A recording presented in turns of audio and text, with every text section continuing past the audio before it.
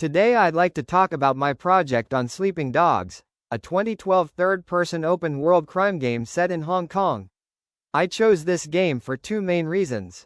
First, I'm a big fan of the Grand Theft Auto series, and Sleeping Dogs offers very similar gameplay, open-world exploration, driving, action, and a crime storyline, even though it's not made by Rockstar. Second, as a Hong Kong person, it's meaningful to experience the city's golden era, from the 80s and 90s in an interactive way.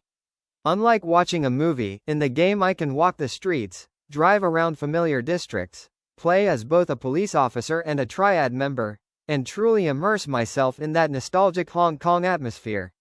For the analysis, I will examine the game through two cultural studies concepts: cultural export and Orientalism. On cultural export, Hong Kong's iconic images, neon lights, Cha Chaan Teng, trams, police versus triads, were shaped in the last century and still represent the city worldwide, even now in 2026.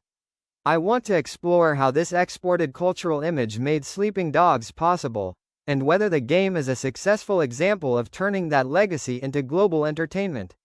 On Orientalism, the game was developed by a Canadian studio, United Front Games.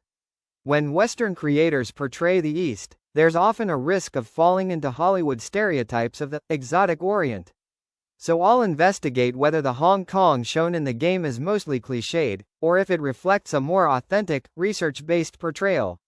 In my research plan, I'll analyze specific game elements like locations, story missions, characters, dialogue, and visuals, using these two concepts as the framework. Although I played it over 10 years ago, I plan to replay it several times for fresh insights. I'll also support my points with academic sources, including Edward Said's Orientalism and studies on cultural representation in media. The final output will probably be a video essay or an interactive web page. I'm still deciding. As for the timeline, I've finished Assessment 1 and the basic structure. In the next month before Assessment 2, I'll replay the game, read more theory and production background, and prepare the main content. After Assessment 2, I'll spend another month finalizing the format. I'm leaning towards a video because screenshots, narration, and music can make the explanation clearer and more engaging. Thank you. That's my project overview.